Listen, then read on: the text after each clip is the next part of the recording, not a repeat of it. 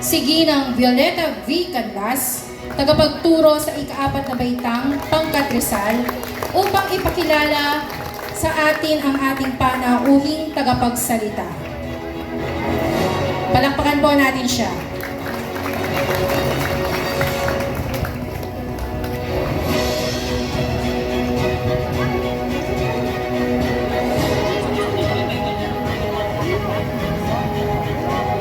Bago ko po ipakilala ang ating panauhing tagapagsalita, hayaan niyo muna pong ako'y magbigay pugay at paggalang sa inyo lahat. Sa ating masipag at matipunong principal ng paaralang ito, Sir Alan S. Carrion. Sa ating napakabata na panauhing tagapagsalita, kasama ang kanyang mga magulang, Attorney Alazel Santos, at Mr. and Mrs. Alexander Santos. Sa ating napakasipag at makisig na punong barangay, Honorable Joseph C. Sison. At sa ating kagawad ng edukasyon, Orlando C. Giao. Sa ating School PTA President, Ginoong Rodel Mangune. Sa inyo pong lahat mga magulang, at lalo na sa inyo, mga magsisipagtapos sa araw na ito, aking binibigay ang isang pinagpala at magandang araw. Hinihiling ko sa mga magsisipagtapos na mag-settle down tayo ng konti dahil medyo gumulo tayo kanina dahil sa inyong mga diplomas. Yan. Nais ko kasi na marinig ninyong mabuti kung sino talaga yung ating guest speaker sa araw na ito. Handa na ba kayo? Okay. Isang karangalan ang maipakilala sa inyo ang ating panauhing tagapagsalita. Siya ay isang inspirasyon sa ating mga kabataan, lalo na sa inyo na mga magsisipagtapos. Isinilang siya sa Magalang, Pampanga noong September 4, 1991. Siya ang pangalawa at bunsong anak ni Ginoong Alexander Santos at Ginang Cecilia Santos na kasamahan po namin na guro sa ating paaralan. Siya ay pinagmamalaking produkto ng Arenas Elementary School. Siya ay isa sa mga pambato ng ating paaralan noon kapag may patimpala o mga contest. Ayon sa ilang mga guro na naka-estudyante sa kanya na nakausap ko, isa raw po siya sa mga pinakamagagaling na mag-aaral dito. Magaling na leader, responsable, matalino, masipag, at maaasahan. Ayon po kay Ma'am Rudy noong nandito pa siya, sabi niya, napakagaling daw na leader ng ating guest speaker. At dahil dyan, siya nagtapos ng elementarya bilang valedictorian noong school year 2001-2002. Sa mataas na paaralan sa Holy Angel University, ay naggamit siya ng isa pang parangal bilang with honors noong school year 2005-2006. Bitbit ang pangarap ay buong sipag niyang hinarap ang pag-aaral sa kolehiyo. Nagtapos siya sa kursong Bachelor in Science and Legal Management noong taong 2012 sa San Beda University, Manila. Tuloy-tuloy at buong determinasyon niyang hinarap ang mundo ng abogasya. At matapos na naman ang 4 na taon, ay nakamit niya ang degree ng Juris Doctor. Isang degree profesional na kinakailangan bago niya magawa ang mga gawain ng isang abogado. A Juris Doctor degree is a terminal degree or the highest level of degree a lawyer can achieve in a given discipline. Correct me if I'm wrong.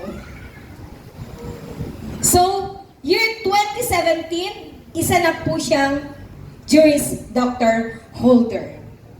In April 26, 2018, Hindi ko po makakalimutan yon dahil nakachat ko yung mama niya.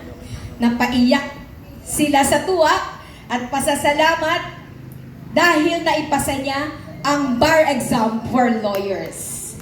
Wala bang palakpak dyan?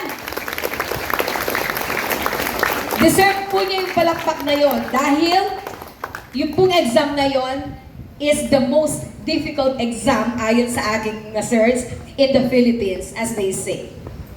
Pagkatapos nito ay tuluyan na niyang niyakap talaga ang mundo ng abogasya. Taong 2018, nagtrabaho siya bilang junior associate sa Ponferrada T Law Offices, Makati City.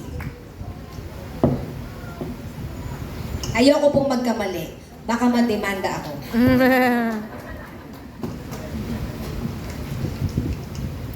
May 2019, naglingkod siya bilang election lawyer sa national elections sa Quezon Province.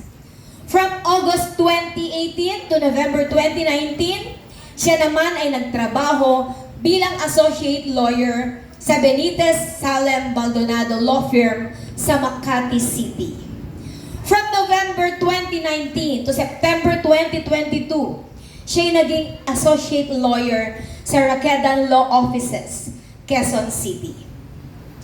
Mula September 22 hanggang sa kasalukuyan, siya ay nagtatrabaho bilang in-house counsel sa Rahi System Incorporated sa lungsod ng Pasay. Sige, pwedeng pumalakpak. Wait, there's more. As an employee, ay din po sa na-research ko, very punctual daw po siya at dedicated sa kanyang trabaho. According to my research po yan. At bilang isang kabarangay, ako mismo po, alam ko yan, bilang isang kababaryo, nakita ko mismo sa kanya yung pagiging matulungin at may malaking concern o malasakit sa mga tao dahil noon pong panahon ng pandemic at kukonti pa lang ang nababakunahan.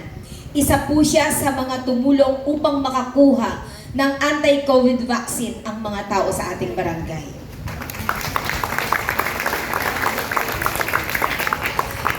Kasama po ang asawa ko at ang mga kasama ko sa church na nabakunahan dahil dyan. Thank you, attorney, for that. Ayon po sa mother niya, very humble daw po siya, lalo na sa pagtanggap ng kanyang mga kamalian. Agad po siyang nag-apologize sa kanila. Tandaan niyo yon. Kailangan niyo yon, mga bata. Agad siyang nag-apologize kapag alam niyang siya'y nagkamali. Siya'y maalaga, mapagmahal, at supportive na anak. Until now. Bilang kapatid naman sa kanyang ate, very supportive din daw po siya at matulungin, lalo na sa pag-aalaga sa mga pamangkin niya. Kahit gaano po siya ka-busy, she finds ways kung paano siya makakatulong sa kanyang ate. Hinihiling ko po sa inyo na tulungan niyo akong i-welcome ang ipinagmamalaki ng Arenas Elementary School at ng Barangay Arenas. Pwede po ba tayong tumayo? Mga magulang at mga magsisipagtapos at mga kapwa guro. Let us all welcome the pride of Barangay Arenas and pride of the Arenas Elementary School, our very young, intelligent lawyer, our very own attorney Alazel Lumbang Santos.